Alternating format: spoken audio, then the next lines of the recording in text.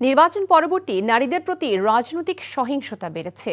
এসব সহিংসতা বন্ধ করতে সরকারের প্রতি আহ্বান জানিয়েছেন জাতীয় নাগরিক পার্টির আহ্বায়ক নাহিদ ইসলাম।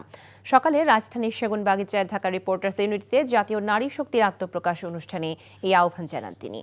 বলেন, বিচারহীনতার সংস্কৃতি থেকে নারীর প্রতি সহিংসতা দিন দিন বাড়ছে। এ সময় মনিরা শারমিনকে আহ্বায়ক ও ডাক্তার মাহমুদা আলম মিতুকে সদস্য সচিব করে ৩ সদস্যের জাতীয় নারী শক্তির কমিটি ঘোষণা করা হয়। কমিটির মুখ্য সংগঠকের দায়িত্বে থাকবেন নুসরাত তাবাসসুম। এই কমিটি নারী অধিকার রক্ষায় কাজ করবে বলে জানান নাহিদ ইসলাম। তিনি বলেন, এনসিপির সহযোগী সংগঠন হলেও নারী শক্তি স্বাধীনভাবে কাজ করবে।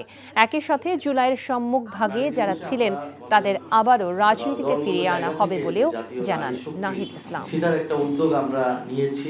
আজকে আমরা সেই উদ্যোগটা শুরু করতে যাচ্ছি। হয়তো এটা আমরা এই উদ্যোগটা সারা দেশে বা সাংগঠনিক বিস্তার ছড়িয়ে দেওয়ার চেষ্টা করব। এই বৈষম্যহীন সমাজ এবং নারী অধিকার এবং ক্ষমতায়ন, নিরাপত্তা ইত্যাদি ইস্যুতে আমাদের এই জাতীয় নারী শক্তি কাজ করবে।